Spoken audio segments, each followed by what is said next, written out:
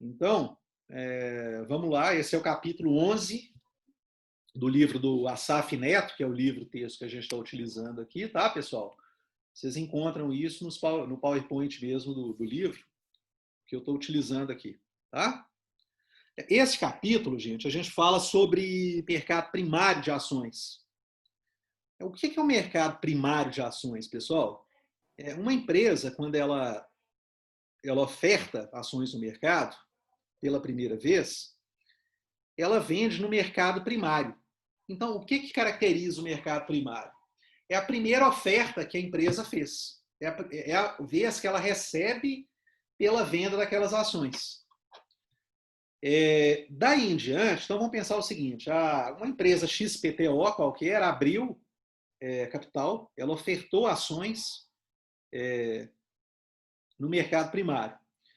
E aí eu, como agente credenciado, na Bolsa, eu fui lá e adquiri ações dessa empresa. No segundo momento, eu vou lá e posso revender essas ações para um outro comprador. Esse segundo momento já é o mercado secundário de ações. Tá? Ou seja, da primeira vez, a empresa recebe pela venda das ações, porque ela vendeu para alguém que pagou para ela. Agora, esse intermediário, ele comprou as ações, ele revendeu, aí já não é mais o mercado primário, é o mercado secundário de ações. E aí a empresa não recebe mais por isso, porque ela já vendeu uma vez no mercado primário. Tá? O mercado secundário é esse que a gente está no dia a dia, acostumado a ver, as pessoas transacionando ações, né? A pessoa física, ou mesmo pessoa jurídica, comprando e vendendo ação. A gente comprando e vendendo. Então, eu entrei hoje lá, hoje, por exemplo, né? Eu entrei no meu home broker e comprei ações do Bradesco. Eu fiz esse movimento hoje, comprei ações do Bradesco. Nem vi como é que ficou aqui, deixa eu ver aqui. Achei que valia a pena comprar. Então, eu comprei ações que já estão disponíveis no mercado. Né? Então, esse não é o mercado primário, esse é o mercado secundário. O mercado primário é aquele que a empresa oferece pela primeira vez as ações dela. Ok? Tá joia, pessoal? É desse mercado que a gente vai falar aqui hoje. Deixa eu ver aqui como é que ficou. O Bradescão. Ó, caiu, ó. O Bradesco caiu hoje pra caramba aqui, ó. O mercado hoje ficou meio azedo, né? O Bradesco caiu 22,26. Então eu comprei, ele caiu mais um pouco. Mas estou apostando que lá na frente vai recuperar. Tá? Mas o mercado hoje, vamos ver como é que fechou aqui, pessoal. O mercado deu uma azedadinha hoje, né? Caiu, a bolsa caiu 1,40%. Tá? Também ela tem uma subida boa esses dias. Não sei, não acompanhei agora no final da tarde se teve algum evento específico, mas não sei, vamos ver. Então, pessoal, hoje nós vamos falar aqui sobre o mercado primário. Tá? É esse mercado, então, em que a empresa realiza a primeira venda das ações dela. Tá? Nós vamos falar aqui sobre as ações, o valor das ações, rendimento e risco.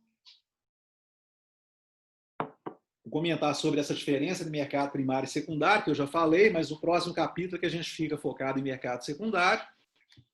Vamos falar sobre abertura de capital, né, o famoso IPO. Os direitos acionistas, pulverização e oferta hostil na Bolsa, e sobre a BMF Bovespa Holding, atual B3. Ok?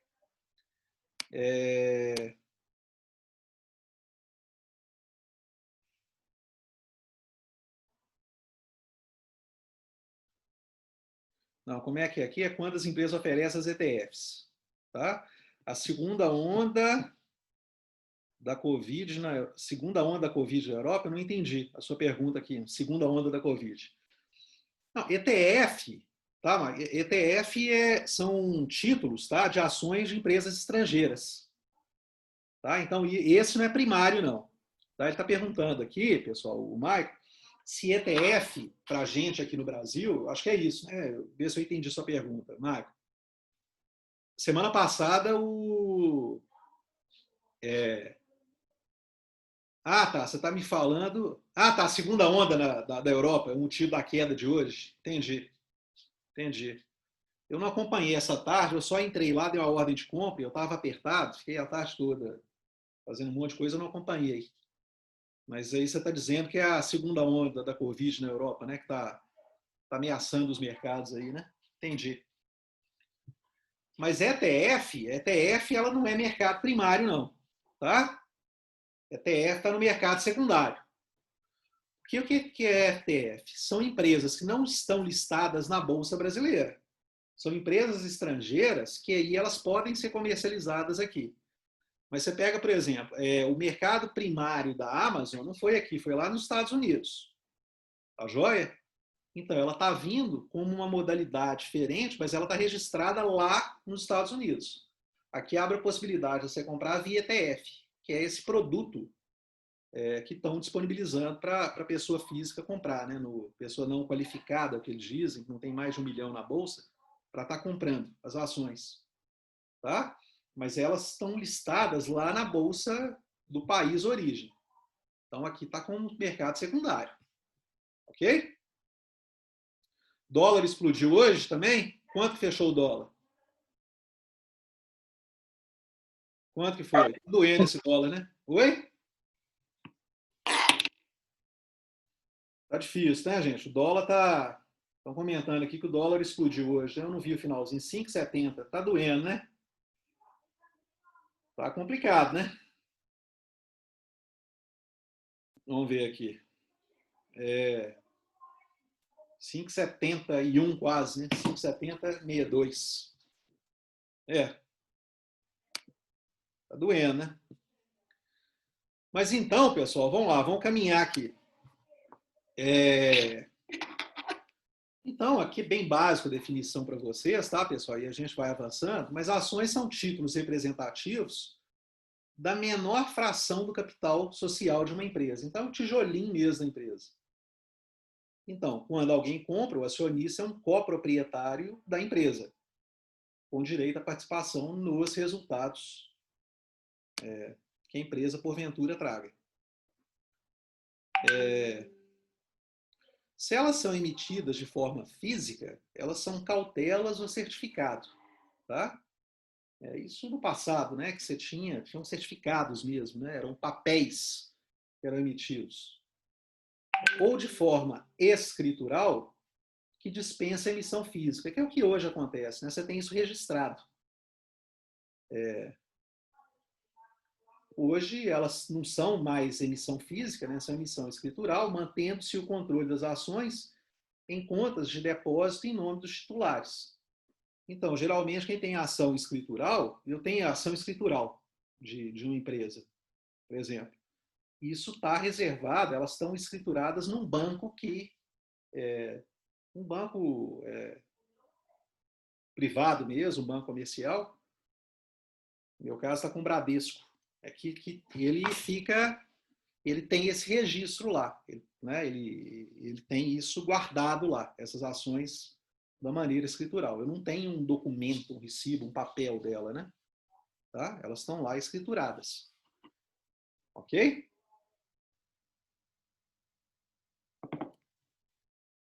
Uma ação, quando a empresa tiver listada na bolsa, ela não tem prazo de resgate, né? Você pode comprar e vender a qualquer momento. E a gente tem as ações abertas, que são o quê? Quando elas são distribuídas em um número mínimo de acionistas. Tá? E as ações fechadas, elas estão restritas a um grupo de investidores. Por exemplo, empresas familiares. Então, pessoal, quando a gente tem uma companhia SA, Sociedade Anônima, ela tem um número grande, né? Ela tem um número de ações abertas no mercado. Tá? São as ações abertas, uma companhia de capital aberto. Enquanto as companhias de capital fechado são as empresas limitadas, ou então as empresas que você tem um dono ou poucos sócios, né? Cujo capital está restrito a alguns indivíduos, como, por exemplo, empresas familiares que não têm ações na Bolsa.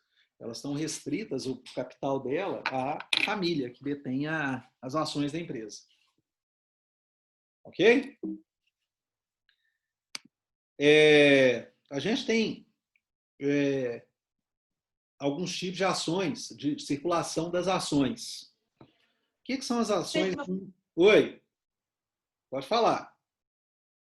Estou ouvindo, pode falar. Oi. Mandou uma foto do dólar hoje, deixa eu ver aqui.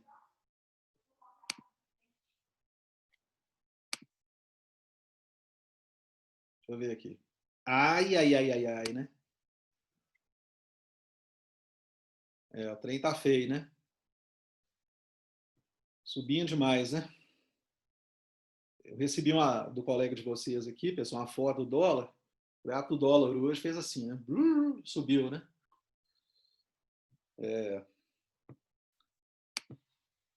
Vamos ver, né? Enquanto tiver essa instabilidade toda, essa incerteza, né? E esse problema fiscal no Brasil, né?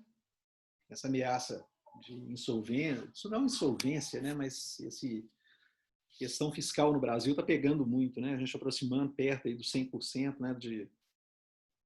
Do PIB em dívida, né? Do país. Já estava alto, subiu mais ainda por causa da Covid. Então a questão do dólar fica realmente muito complicada. Mas vamos lá, a gente tem as ações, o tipo de circulação de ações, tá? Que são nominativas. O que é isso, pessoal? Ações nominativas, elas trazem o nome do investidor registrado no livro de registro das ações. Então tem um livro, né? A empresa tem um livro que está lá. A ação tal pertence a fulano de tal. Isso é uma ação nominativa, ela está nominada para aquela pessoa, está o nome daquela pessoa, tá? Agora, existem as ações nominativas endossadas, quando essa pessoa transferiu esse título para uma outra pessoa. Então, ela endossou. Então, elas registram primeiro o nome do endossante, a pessoa que deteve a posse da ação no início, e a transferência é feita por um endosso do primeiro titular da ação. Tá? Ele transfira a propriedade dessa ação para fulano de tal. E a gente tem também as ações escriturais, que é o comum da gente ver, né, no mercado financeiro, mercado na bolsa, elas são sem emissões físicas. Tá? Não está em nome de ninguém, ela está escriturada, registrada em algum lugar. Uma instituição que é a fiel depositária dos títulos. Algum banco, por exemplo, que foi contratado pela empresa emissora para ser o fiel depositário desses títulos. Elas não têm nome de ninguém, não estão nominadas a ninguém. Ok?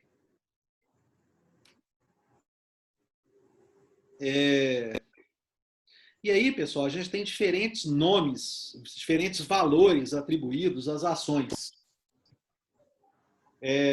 Então, a gente tem o valor nominal. O que é o valor nominal? É o valor atribuído a uma ação previsto no Estatuto Social da companhia.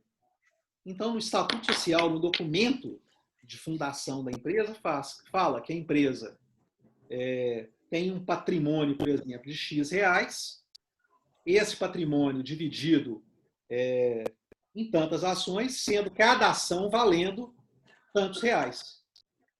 Tá? Então, tem um valor atribuído a ela, um valor nominal atribuído a ela. Tá? Está escrito que cada ação vale tanto.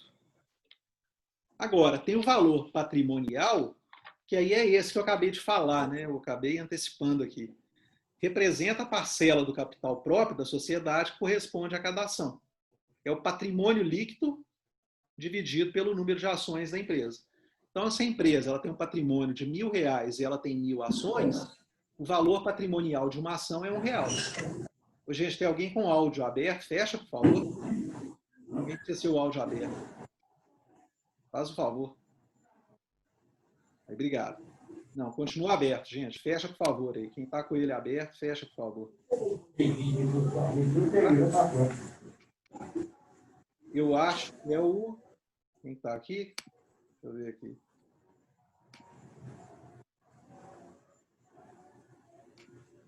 Quem está aqui, gente? Fecha, por favor. Aí tá falando e não está acompanhando.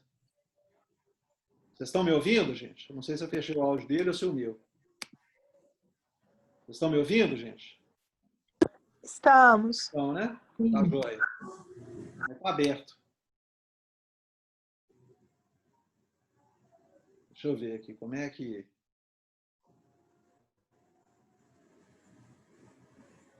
Coloquei na sala de espera. Não está ouvindo? Mandei lá para a sala de espera. Tá? Na hora que ele...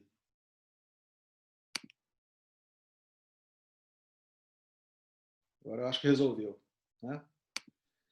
Mas então, pessoal, E de novo. Vocês estão vendo aqui quem que é? Não está aparecendo na tela para vocês, não, né? Quem está com... É Lucas Hernani. Oi? Ricardo, Oi. aparece... É o Lucas Hernani que está com o microfone ligado. Lucas. Tá joia, Mirene. Mirene. Lucas, fecha para a gente, por favor, seu áudio. Aí, tá com áudio, não está acompanhando, tá com áudio ligado. Eu vou mandar ele para a sala de anfitrião, de sala de espera aqui. Senão vai ficar dando essa interferência.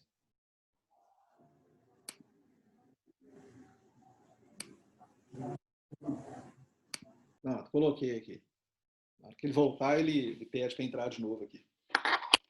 Bom, pessoal, então o valor patrimonial, eu pego o patrimônio da empresa e divido pelo número de ações. Tá? A gente tem o valor intrínseco também da ação, que equivale ao valor presente de um fluxo esperado de benefícios de caixa. Esse aqui, pessoal, é o valor que geralmente o mercado olha para a ação na hora que vai precificar a ação. Então, o que é isso? O mercado projeta qual que é o fluxo de caixa que a empresa vai gerar no futuro, qual que é a perspectiva de geração de fluxo de caixa no futuro da empresa, e ele traz isso ao valor presente. Então, suponham, por exemplo, que a empresa ela tem um fluxo de caixa para os próximos anos, ela vai dar um lucro. A perspectiva dela distribuir um lucro de, por exemplo, R$10 por ano. Então, eles olham o seguinte, R$10 nos próximos 5 anos. Tá? Então, ela tem uma perspectiva de dar R$50 nesses 5 anos, só que trazido a valor presente, a uma determinada taxa de desconto, tá? Esse valor vai ser menor que R$50, obviamente, porque tem a taxa de desconto, né? Embutida nisso aí, a taxa de juros. Então, supondo que isso dê R$45, por exemplo.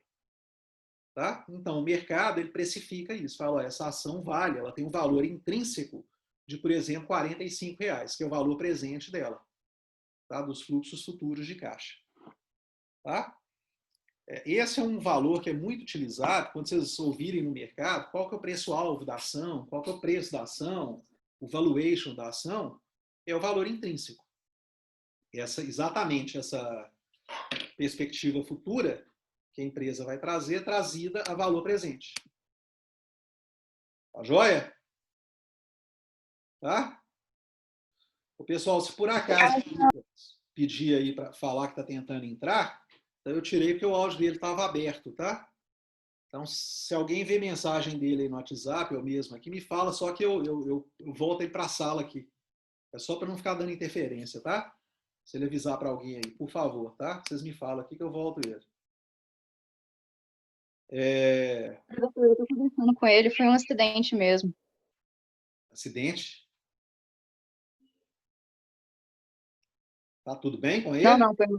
Não, tá tudo certo. Foi um acidente, o áudio está ligado. Ah, tá. Menos mal, né? Ele quer que volte ele aqui agora? Deixa eu voltar aqui. Ele já voltou, né? Sei que tinha sofrido um acidente, pelo amor de Deus, né? Tá tudo bem com ele, né? Tá tudo bem com você, Lucas? Tá?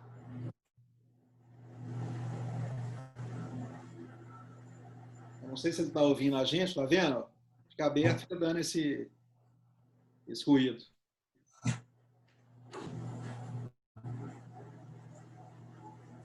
Tá aberto, eu não sei se ele está participando ou não. Ó. Lucas? Professor, desculpa, meu PC travou. Ah, tá. Mas tá tudo bem com você, né? Ah, tá, sim, foi mal. É porque ele agarrou, que não conseguia fazer nada. Entendi. Sei como é que é isso, bem. Ontem eu passei esse aperto aí. Desculpa atrapalhar, oi, foi mal. Imagina, tá de boa. Bom, pessoal, vamos continuar aqui então. A gente tem também aqui o valor de liquidação da ação. O que é isso? Ele é determinado quando do encerramento de atividade de uma companhia. Tá? Então a empresa fechou as portas, pediu falência, ou, né, a empresa resolveu sair do mercado, apura-se qual que é o patrimônio líquido daquela empresa, né? Todo o capital que ela tem, subtraído aí dívidas que ela possui, e aí, depois disso, se sobrar alguma coisa, você atribui um valor de liquidação para aquela empresa ali, para o encerramento das atividades da empresa. Tá? Tem o valor de subscrição também. O valor de subscrição é aquele registrado, definido, quando no lançamento da empresa, no mercado de ações. Tá? Quando da abertura de capital da empresa. Esse é o valor de subscrição, é aquele que está definido ali naquele momento, tá? Que vai ser lançado no mercado. E, finalmente, pessoal, a gente tem o valor de mercado da ação. É o que o mercado, no dia a dia, paga pela ação, as negociações do dia a dia, né? Então, quando vocês entram no site, num home broker, de alguma corretora, olha algum site, a ação da Petrobras está valendo R$20,50. É o preço que o mercado está pagando naquele momento ali, pelaquela ação, tá? É o valor de mercado da ação. Beleza? Então, caminhando aqui, pessoal. Isso aqui, o payout, eu não sei se vocês já ouviram falar, se alguém atua, né, no mercado de ações, mas é um termo muito utilizado, tá? O payout. Vamos ver primeiro, para chegar no payout, os dividendos. O que são os dividendos? Os dividendos, eles representam a distribuição de lucros auferidos pela empresa a seus acionistas, sendo pagos normalmente em dinheiro. Então, a empresa, ela terminou o período ali, o exercício que ela está fazendo, né, no ano, trimestralmente, ela oferiu lucro, ela pode definir que parte desse lucro será pago aos acionistas da empresa. Tá? E isso são os dividendos. É a parcela do lucro que a empresa distribui para os seus acionistas. Ok? Tá? E a valorização de uma ação é consequência do comportamento mesmo do mercado, do dia a dia, né? E análise do desempenho das empresas. Então, as empresas apresentam um desempenho bom, é normal que as ações subam. As empresas apresentam um desempenho ruim, é normal que as ações caiam. Tá? Isso faz parte do jogo. Tá? Agora, o payout, pessoal, o que é o payout? O payout é a parcela do lucro líquido que a empresa apurou em determinado exercício, que é destinada aos acionistas sob forma de dividendos. Então, o payout, o que é? São os dividendos distribuídos dividido pelo lucro líquido exercido, lucro líquido do exercício. Então, por exemplo, se a empresa teve um lucro de 1 milhão e ela pagou 700 mil, ela distribuiu aos acionistas sob forma de dividendos 700 mil, o payout dela foi de 70%, ou 0,7%. Esse é o payout. Tá? O mercado fica muito de olho nisso, porque quando a gente compra uma ação e espera receber dividendos dessa ação, obviamente é uma expectativa que o payout seja o maior possível. Né? Embora não é ruim quando uma empresa tem um payout baixo. Não é necessariamente ruim. Tá? Por quê? Uma empresa que tem um payout baixo e ela tendo um lucro líquido elevado, significa que a empresa está retendo, né, uma boa parte desse lucro para reinvestir. Tá? Então, tem empresas de crescimento, que estão crescendo e têm uma perspectiva de crescimento elevado, ela geralmente tem um payout baixo. Isso porque a empresa, ela retém o lucro dela, ela prefere investir esse lucro em crescimento da empresa, ou seja, atividades que vão gerar no futuro maiores lucros, uma perspectiva de lucro maior para a empresa. Então, ela opta por distribuir poucos dividendos. Tá? Então, não necessariamente é ruim uma empresa ter um payout baixo. Se eu olho para a empresa, tem um payout baixo e ela tem um lucro líquido elevado, né? Eu estou deduzindo que a empresa está pegando parte desse lucro para reinvestir. Ok? E aí, obviamente, a gente vai acompanhar, né, ao longo dos anos o que foi feito com esse dinheiro, né, com esse lucro. Se ela investiu mal ou se ela investiu bem aquele lucro que ela gerou. Não pode ela reter e fazer maus investimentos que não vão trazer aumento de valor, de riqueza para o acionista. Né? Isso que não pode acontecer. Tá joia, pessoal? Geralmente, empresas que pagam um payout mais elevado são aquelas empresas que já têm mercados mais maduros, mais consolidados, mais estáveis, têm menores perspectivas de crescimento ou perspectivas de ampliação do mercado.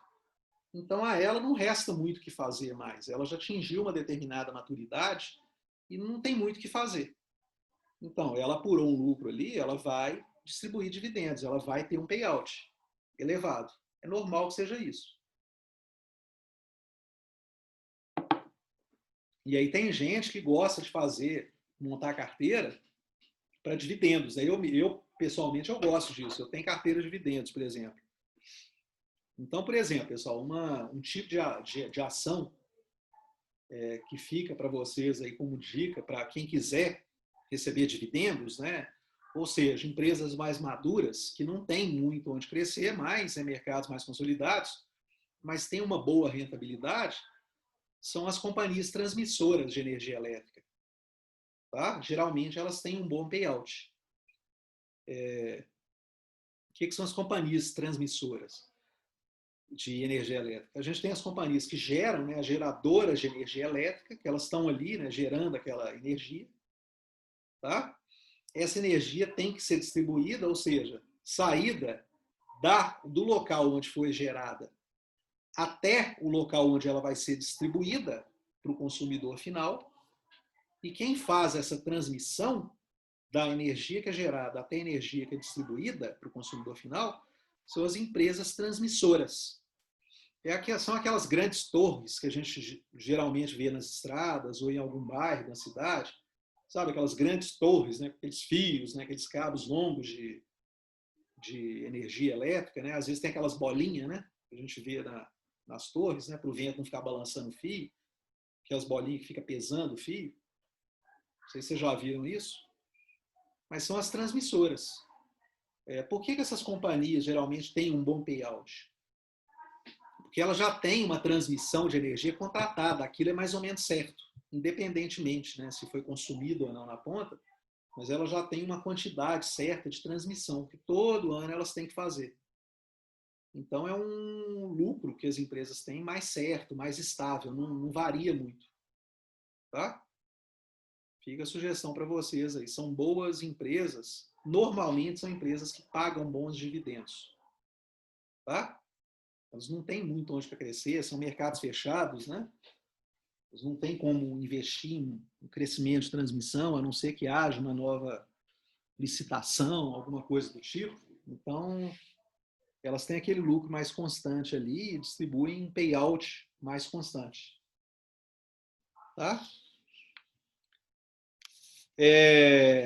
Ok, pessoal? Então, está entendido aí o que é o payout para vocês? É a escolha que o acionista, o investidor quer fazer. Né? Às vezes o investidor ele não quer um payout grande. Ele está querendo é que a empresa cresça e se valorize lá na frente, porque ele quer ter valorização do patrimônio dele. Tá? Eu, pessoalmente, eu gosto de empresas que têm um bom payout, porque é uma maneira que eu faço de ter previdência privada. Né? Então, é uma maneira de eu estar fazendo, estar investindo na minha aposentadoria. Ok? Então, continuando aqui, pessoal. Agora, Mercado de ações, obviamente, ele sempre tem um risco envolvido, né? A ação tem um risco, qualquer empresa tem um risco associado obviamente, qualquer título que a gente compra tem um risco. Tem maiores riscos e menores riscos. Tá? Tem uma pergunta aqui, a tributação dos dividendos. O que você acha, professor? Ué, é o que o Paulo Guedes quer fazer, né? Essa reforma que está aí, né, que não sai, fica essa novela aí, né, no Congresso. Uma das coisas é taxar os dividendos, né? Obviamente, eu como investidor, eu acho ruim isso, né? Eu não quero ser taxado. Agora, pensando enquanto país, eu acho que é justo. Se taxar dividendos, por que você não paga? Dividendos, a gente não paga imposto no Brasil sobre ele. Né? Aí alguém vai falar, poxa, mas a empresa já pagou imposto antes do lucro dela. Pagou, mas eu, enquanto pessoa física, eu não estou pegando essa renda que eu estou tendo como dividendo, estou pagando imposto sobre ela. Né? Isso não é justo. Então, eu pessoalmente eu acho que é certo. Pensando no país, eu acho que é certo. Agora, pagar imposto ninguém gosta, né? Também não gosto, não. Tá? Acho que seria justo.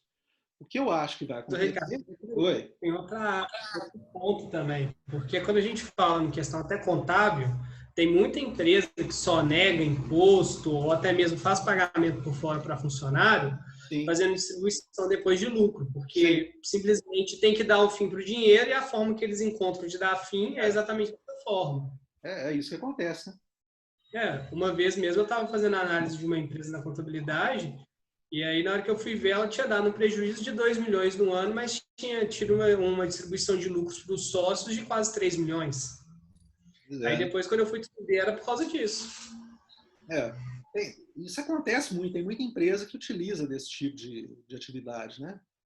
Ou tem muita pessoa física que recebe via PJ, né? Exatamente também para reduzir o imposto que é pago, né? Gente que trabalha e emite nota fiscal, né? Tem um monte de situações como essa, né? Advogados, por exemplo, fazem isso, né?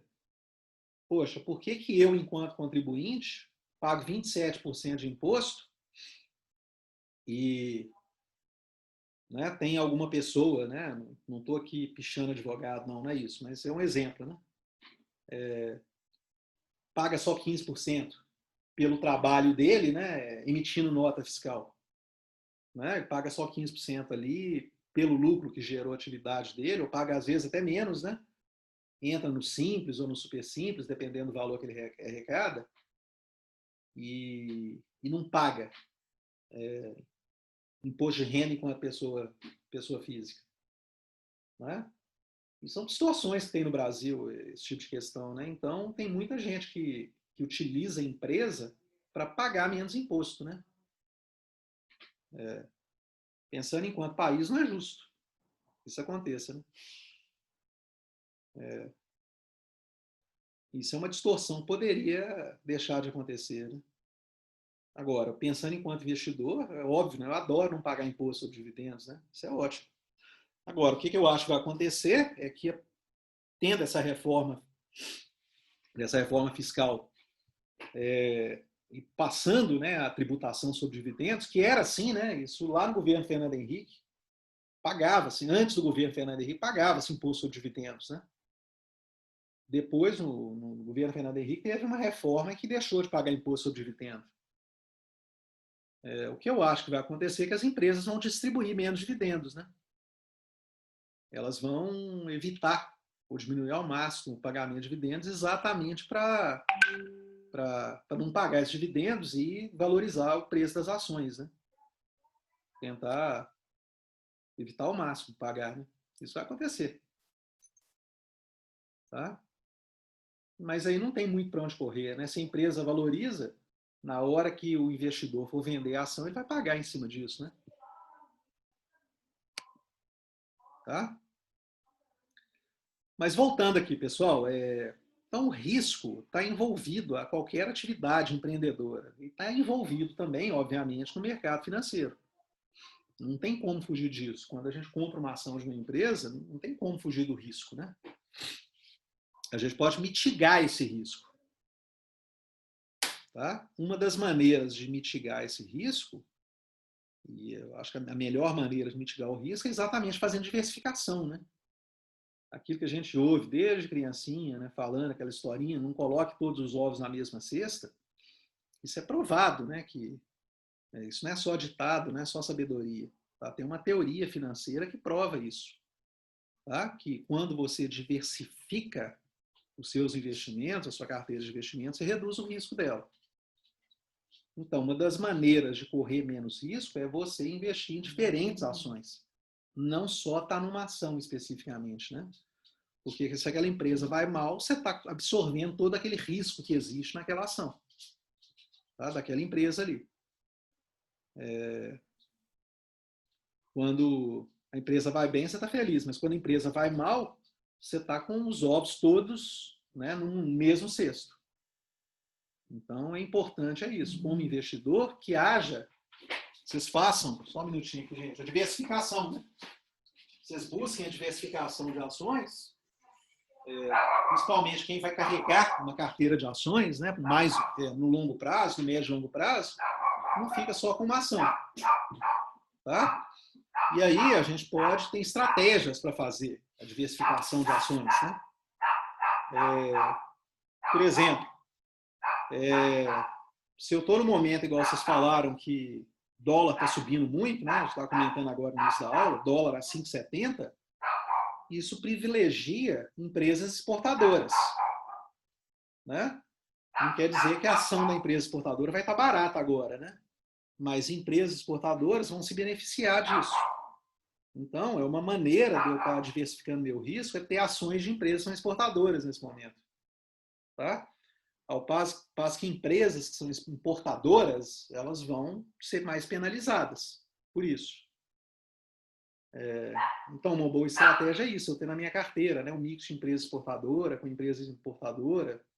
Tá? É uma das maneiras, é um exemplo que eu tenho de falar para vocês aqui como que a gente mitiga risco. Tem outras maneiras, né? Mas sempre a estratégia de diversificação é a melhor de todas. Procurem diversificar os investimentos de vocês. Tá? Eu tenho um pouco de dólar, tenho um pouco de ações, tenho um pouco de renda fixa, tenho um pouco de tesouro direto, tenho um pouco de fundo imobiliário. Quando vocês fazem uma carteira de diversificação, bem diversificada, vocês não sofrem quando determinado ativo está sofrendo. Tá? Um ativo cai, mas outros sobem. No caso, o ETF, que a gente estava falando no início da aula, alguém perguntou, né, que são a possibilidade de vocês investirem em empresas estrangeiras, é uma das maneiras também de diversificar, né? Porque se você só tem empresas ou títulos nacionais, você está sujeito ao risco do país. Né? Investir em empresas estrangeiras é uma boa maneira também. Obviamente, tem que saber a hora de entrar e tem que acompanhar a empresa, né? Mas se eu invisto em empresas estrangeiras, eu estou reduzindo o meu risco. Né? Eu não estou só sujeito ao risco Brasil, né? Ao risco país. Tá? Mas vamos lá. Então, o risco da empresa captadora. Empresa que está captando recursos no mercado, né? A gente tem aqui primeiro o risco econômico. O que é esse risco econômico? A empresa está no mercado, a empresa captando recursos, ou qualquer empresa que esteja atuando. O risco econômico, pessoal, ele é inerente à própria atividade e às características do mercado que a empresa opera. Tá? É um risco da atividade. Então, se eu sou a Vale do Rio Doce, por exemplo, tem um risco inerente ali à atividade da Vale. Tá? Então, por exemplo, se a China está demandando menos minério, esse é um risco que a Vale corre. Ela vai lucrar menos porque ela vai vender menos minério para a China. Então, é inerente à própria atividade de mineração. Tá? Agora, tem um risco financeiro também. O risco financeiro, ele reflete o risco associado ao endividamento da empresa. Ou seja, a capacidade que a empresa tem de arcar com seus próprios compromissos. Então, a empresa pode estar num excelente mercado, mas é uma empresa que está muito alavancada, está muito endividada. Esse é o risco financeiro que a empresa possui. É um risco inerente à empresa, específico da empresa. Ok? Quando a gente vai comprar uma empresa, se eu estou olhando médio e longo prazo, esse é um dos elementos que a gente vai olhar. Tá? Curto prazo a gente não fica olhando muito essas coisas. No curto prazo você fica olhando gráfico, né? Fazendo análise gráfica. Mas, obviamente, que esses riscos aqui, eles se traduzem também na análise gráfica da empresa. O mercado olha que aquela empresa está muito endividada, está muito alavancada, ele vai querer saber o porquê. Tá?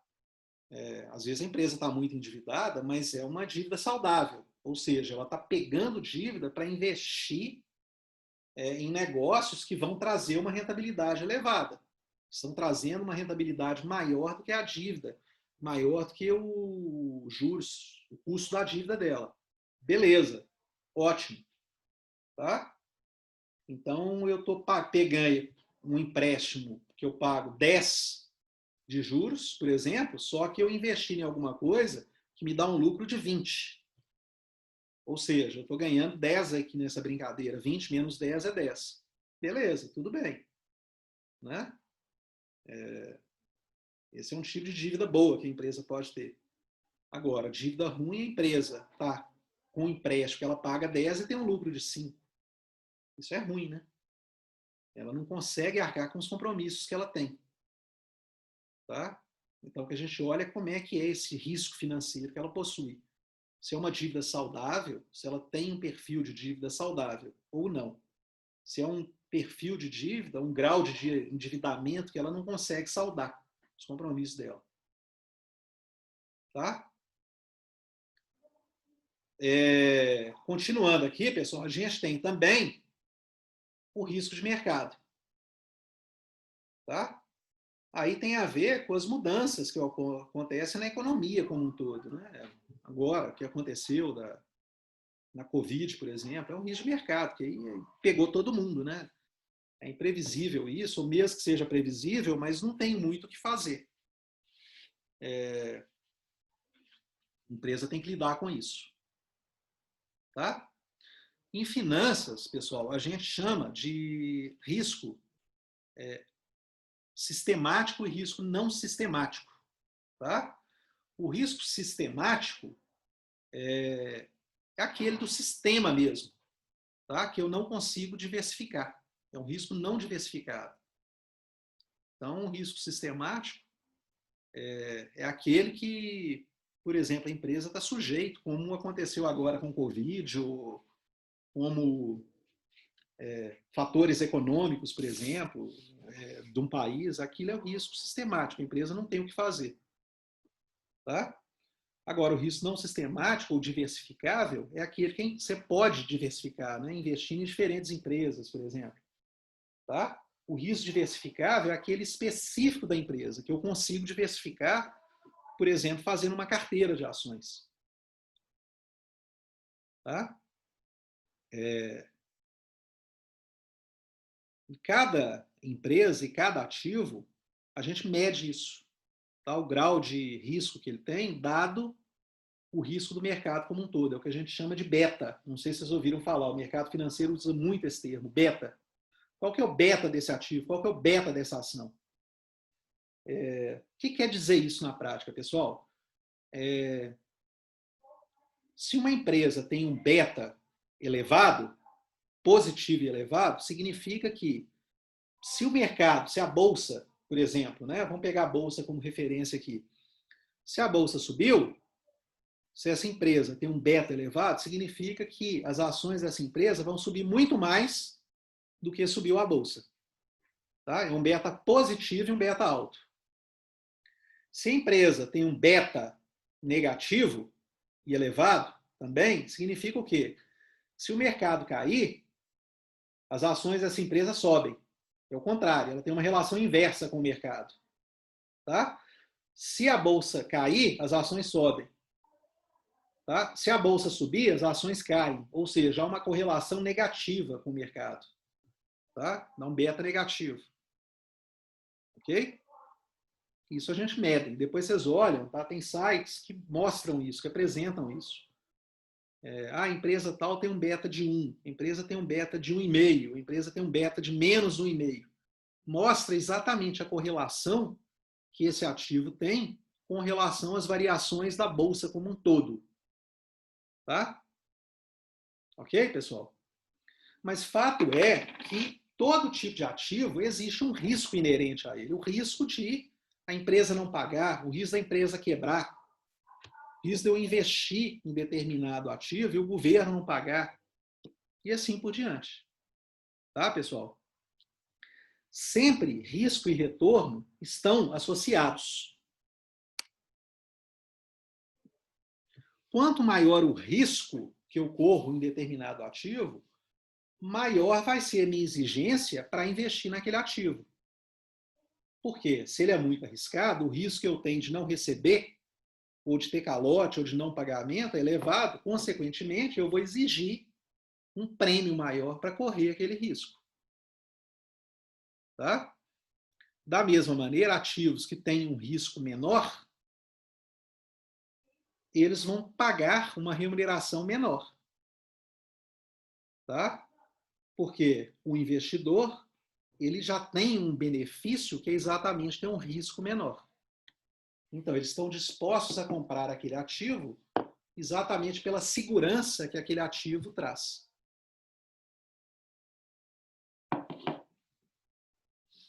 Em tese, qual que é o ativo com menor risco do mundo?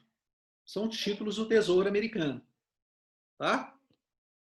Não é à toa que o prêmio de risco, o retorno que esses ativos pagam é baixíssimo. É sempre muito baixo. Tá? Por quê? O risco é tomar um calote do governo americano é muito baixo. Ok? Estão comentando aqui, é só comprar VEG e Magalu, né? São empresas que vão muito bem, né?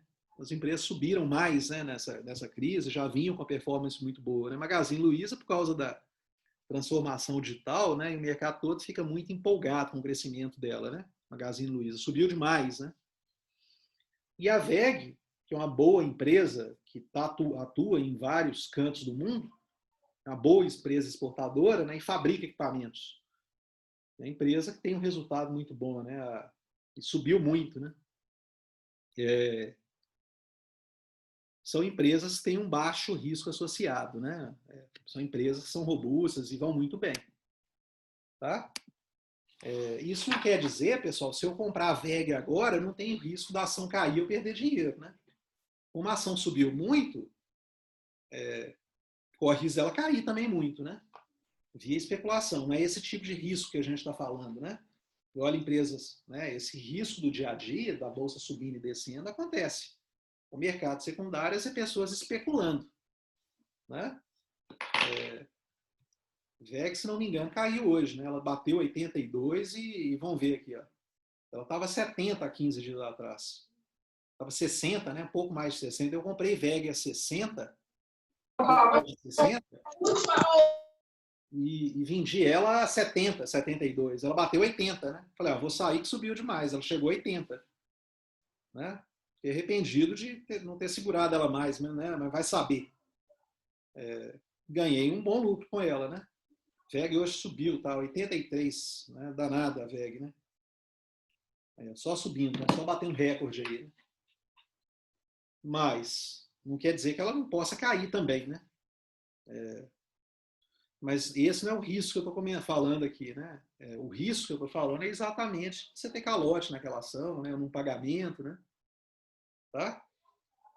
Títulos americanos, obviamente, eles têm um risco baixo de calote, né? Por isso que eles pagam um prêmio baixinho. Né? No Brasil, supostamente, qual é o título que tem menos risco? É o Tesouro, né? São os títulos do Tesouro. Quando você compra um Tesouro direto, vocês estão comprando um título que tem o menor risco possível. Porque se o governo não te pagar, os outros ativos todos já quebraram, né? empresas já quebraram há muito tempo, outros títulos deixaram de ser pagos. Então, em tese, o título também do governo brasileiro é o título com o menor risco possível. Daí, ele também pagar a menor remuneração possível. Assim como uma poupança, que a maioria do brasileiro, né, muito brasileiro gosta desse fumo, né, porque a poupança é complicada, né? Olhar historicamente, ela sempre perde na inflação, mas o brasileiro gosta da inflação porque é seguro ali, tem baixo risco, né? E até determinado valor, se o banco onde você colocou o dinheiro quebrar, o governo garante para você, né? Você não fica sem aquele dinheiro, né? Mas, em contrapartida, a poupança não rende nada, né? Na maioria das situações, historicamente, a poupança perde, inclusive, para a inflação, né?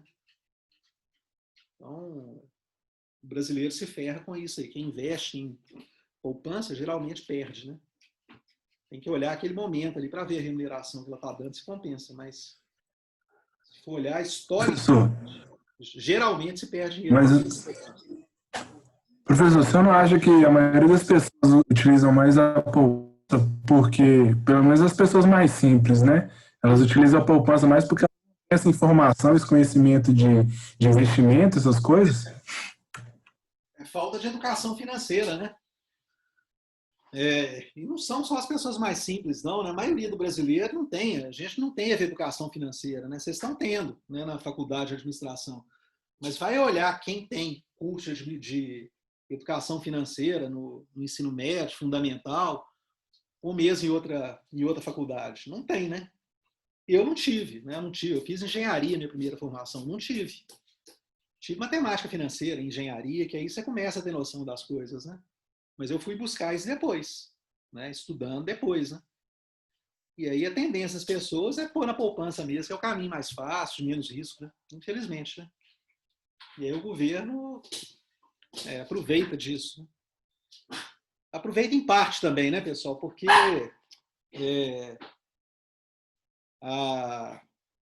gente, espera aí, deixa o cachorro aqui tá atrapalhando, não sei se vocês estão ouvindo aqui, latindo aqui. Deixa eu pôr lá fora aqui, que tá incomodando aqui, só um segundo.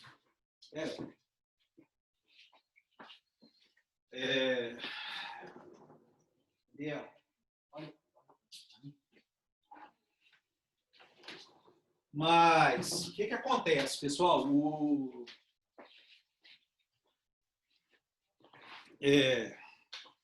dos motivos da poupança ser barata, né, pagar pouco, é porque aquilo ali ajuda a financiar outras coisas no país, né?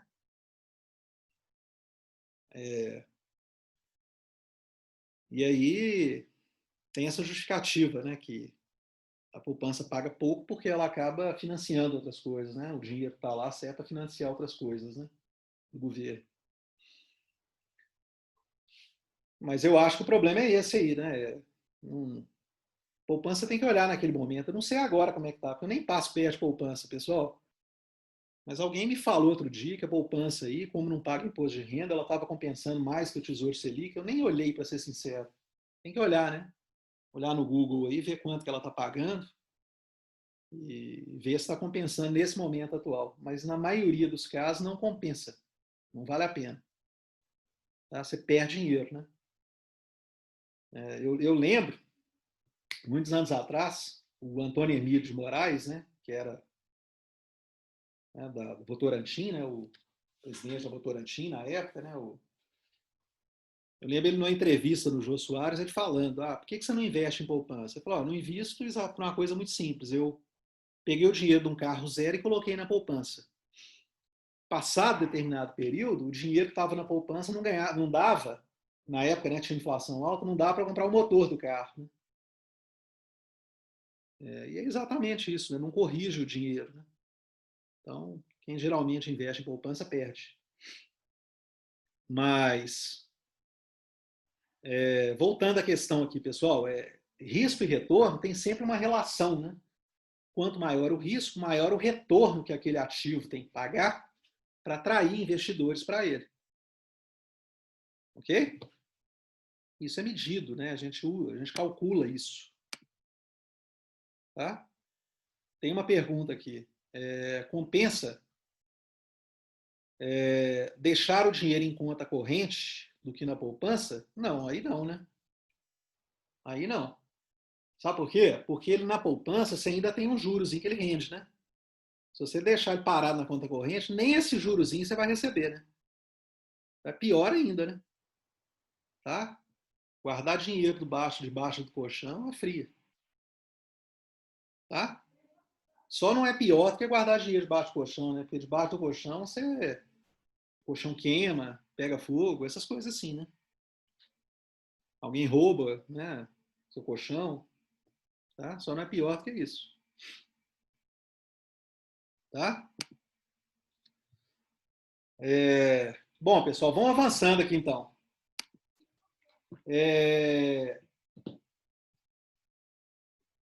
O que são direitos de subscrição?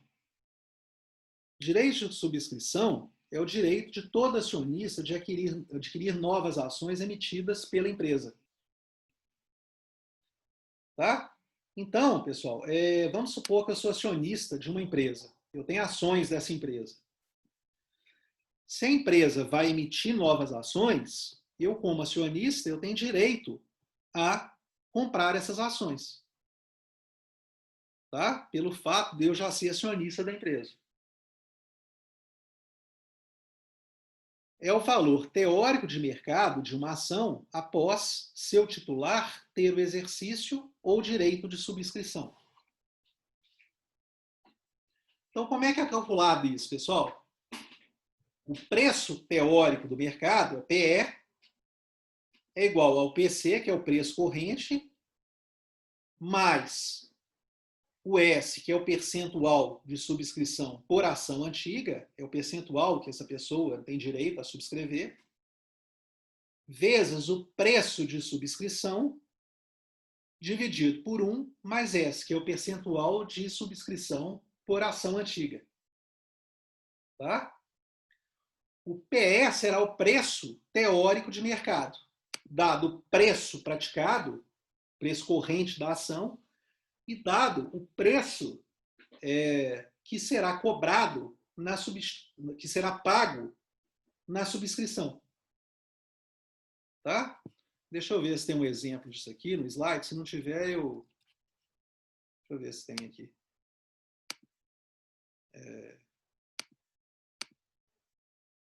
Tem um exemplo mais para frente aqui, eu faço com vocês. Tá? Ficar mais claro isso para vocês. Tá? Na hora que eu mostrar o exemplo, vai ficar mais fácil aí para vocês. Vamos pegar outros conceitos aqui antes do exemplo. O preço, o outro conceito, o preço do direito de subscrição, tá? O DIR aqui, ele se calcula pela diferença entre o preço corrente, tá? Que é o preço de mercado, e o preço teórico, que é o PE.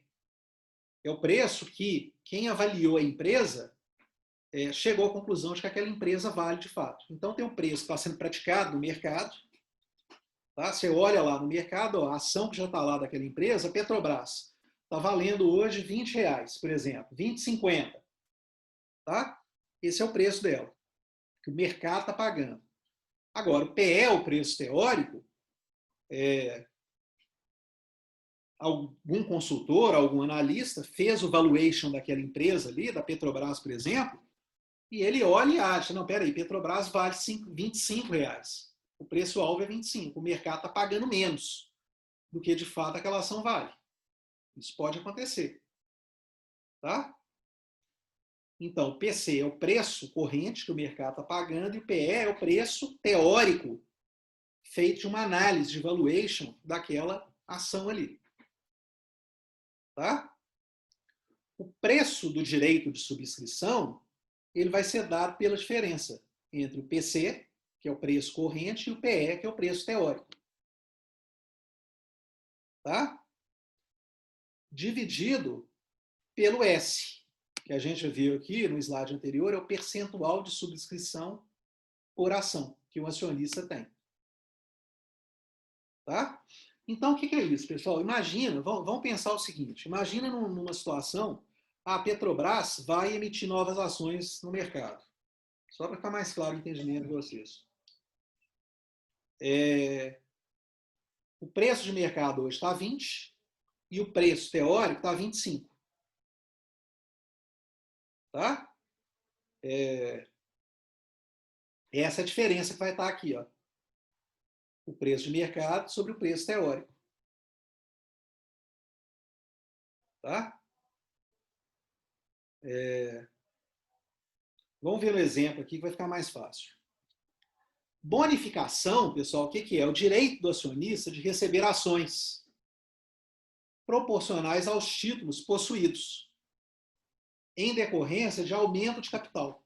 Então, vamos lá, a empresa resolveu aumentar o capital dela. Tá? Por exemplo, a empresa lucrou e parte desse lucro ela não vai distribuir, ela vai aumentar o capital dela. Obviamente, se eu sou sócio dessa empresa, eu vou receber uma bonificação de ações. A empresa aumentou o capital e, consequentemente, para eu permanecer com o mesmo percentual que eu tinha das ações, a empresa vai me dar uma certa bonificação em número de ações.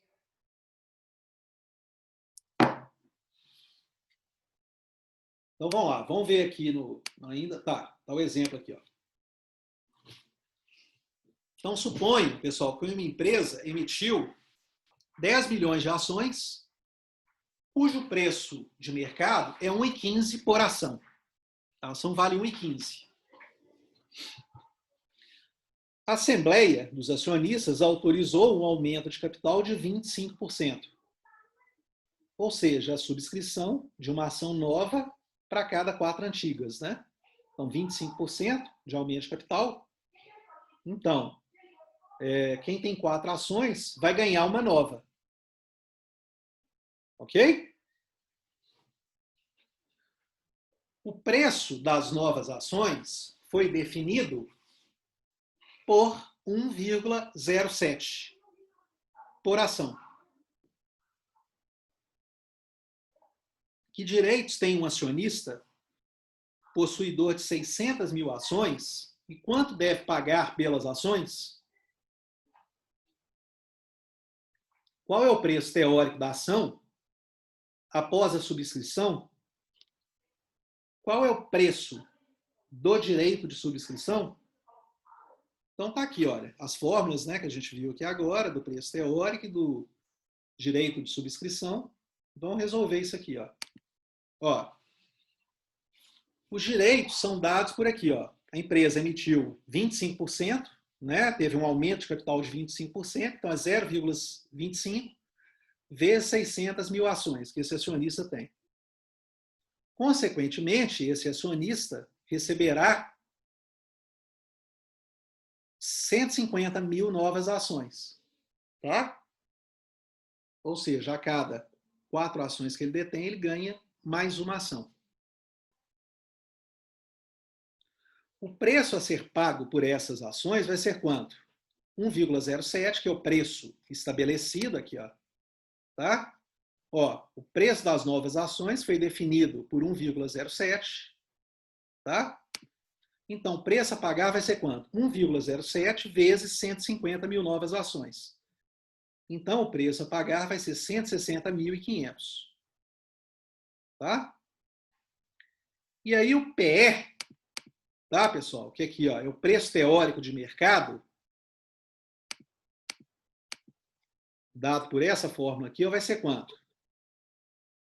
É 1,15, tá? Que é o preço corrente, né? O preço que está sendo praticado atualmente no mercado, vezes 0,25, que é o percentual aqui, né? O direito de subscrição, mais 1,07, que é o preço de subscrição estabelecido, dividido por 1 mais 0,25, que é o percentual de subscrição.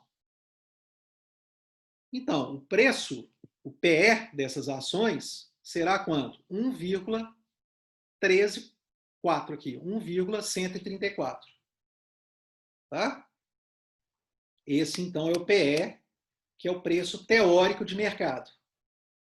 Tá? é o preço que espera-se, que é a expectativa de quem calculou, de quem precificou a ação, né, contratado pelos donos da empresa, que imagina que essa ação vai valer. Então, o direito aqui de subscrição, o preço do direito de subscrição será quanto? 1,15, tá? Menos o preço estabelecido na subscrição. Então, 1,15 é o preço teórico, menos o preço estabelecido na subscrição, que é 1,07, dividido por 1 mais 0,25. Resolvendo isso aqui, olha, vai dar 0,064 por ação nova. Esse é o direito que o preço do direito de subscrição que cada acionista receberá, por ação nova que ele receber. Ok? Então, aqui, ó, como é que fica a situação desse acionista? O acionista que exerceu o direito de subscrição, ele tinha um patrimônio antes do aumento de 600 mil ações, vezes 1,15, tá? Que é o preço de mercado dessa ação. Então, ele tinha 690 mil. Tá? Ele tem que destinar 160.500 para a nova subscrição, dando um total, então, de 850 mil. Tá? O patrimônio após essa subscrição será quanto? 600 mil vezes 1,25 vezes 1,07. Né? Então, ele aumentou o patrimônio dele em 25%, o número de ações, a um preço de 1,07. Então, o patrimônio dele, após essa subscrição, também é de 850.500. Ok? Agora, o acionista que não exerceu o direito e vendeu esse direito, ele pode também vender o direito de subscrição. Então, o patrimônio antes do aumento era quanto? 600 vezes 1,15, que é igual a 690. Tá? Igualzinho aqui, ó. O patrimônio após a venda dos direitos vai ser quanto? Então, ele pegou 600 mil que ele tinha, vezes 1,134, tá? Que está aqui, ó. É o preço da ação, né? O preço teórico da ação. Então, ele vai pegar. Ele tem 600 mil ações vezes o preço teórico dele, ele terá, então, 680.400 ações. Só que ele quer exercer o direito dele de subscrição. O direito dele vai ser quanto? 600 mil ações vezes 0,25, que é o aumento de capital, vezes o preço do direito, tá, por ação, que é 0,64. Foi o que a gente calculou aqui, ó. Esse 0,064 por ação. Então, nesse caso aqui, ele tem um direito de 9.600. Tá? Ele vendendo esse direito, né? Ele vendeu para alguém esse direito. Consequentemente, pessoal, o patrimônio dele após essa venda do direito continua sendo 690 mil. Então, o patrimônio dele não se alterou. Continua sendo em 690 mil. Tá? Então, está a situação de que ele exerceu o direito dessas novas ações, então ele aumentou o patrimônio da empresa, tá? Permaneceu percentualmente com o mesmo patrimônio que ele tinha antes, e aqui ele não adquiriu novas ações, ele vendeu esse direito dele. Nessa venda desse direito, ele continua com o mesmo valor de ações, né, em termos reais, em termos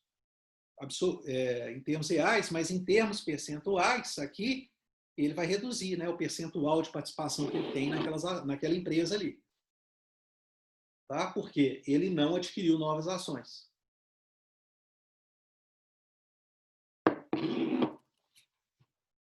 Pessoal, tudo bem até aqui? Como é que vocês estão aí? Tudo tranquilo? Bom, gente, a aula termina às 8h30, né? Senhora, cada turma é um horário, 8h30 a turma de vocês, 40. né? Oi? 8h40. 8h40? Pois é, então agora é 8h30, tá, pessoal? Vamos parar aqui para eu estar resolvendo os casos aí de nota, revisão de nota, nota que a gente achou que não foi lançada, tá? Vamos parar por aqui Meu agora. caso. Oi? O meu caso. Isso. Tá joia, pessoal? Então, quem não tiver, a nota tiver ok, vai liberar, tá? Quem tiver para olhar alguma nota, fica comigo aqui, esses 10 minutinhos que faltam, para a gente estar acertando. Beleza? Pessoal, eu vou pedir para vocês para lerem o capítulo 11 e 12. Tá?